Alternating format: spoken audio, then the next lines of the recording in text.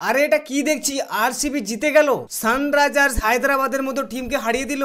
RCB যেই দলটা কোনো কাজেরই না, প্রত্যেকটা ম্যাচে হেরে আসছে, সেই দলটায় নাকি এখন সানরাইজার্স হায়দ্রাবাদকে হারিয়ে দিল।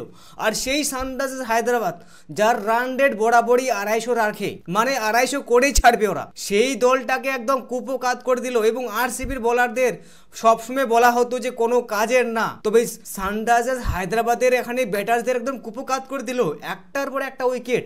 এটা কি হচ্ছে?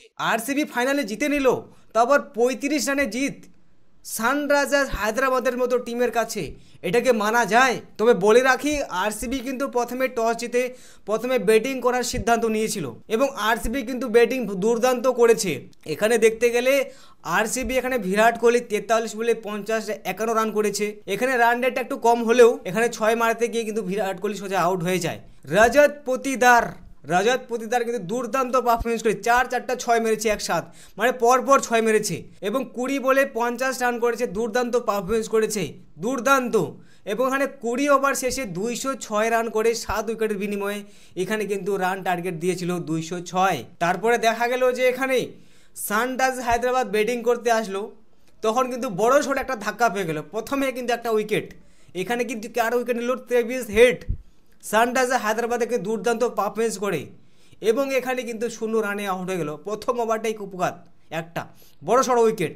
এবং এখানে কিন্তু 35 রানে আরেকটা উইকেট, মানে অভিষেক শর্মা কিন্তু এখানে আউট হয়ে যায় 31 রানে, 13 বলে 31 রান। দুর্দান্ত পারফরমেন্স করেছিল, তবে আউট হয়ে গেছিল এবং অন্যান্য প্লেয়ারগুলো কিন্তু সেরকম রান করতে পারেনি। তো তাই এই ম্যাচটা কিন্তু হারতে হয়েছিল সানরাইজার্স হায়দ্রাবাদকে। এবং এখানে 20 ওভার শেষে 171 রানই করতে পেরেছিল 8 উইকেটের বিনিময়ে এবং এখানে 35 রানের হার হয়ে গেছিলো কিন্তু সানরাইজার্স হায়দ্রাবাদ। তবে দেখার বিষয় আছে, সানরাইজার্স হায়দ্রাবাদ তো আরসিবির মতো টিমের কাছে হেরে গেল, তো এরপরের ম্যাচগুলো কতটা ভালো পারফরমেন্স করছে।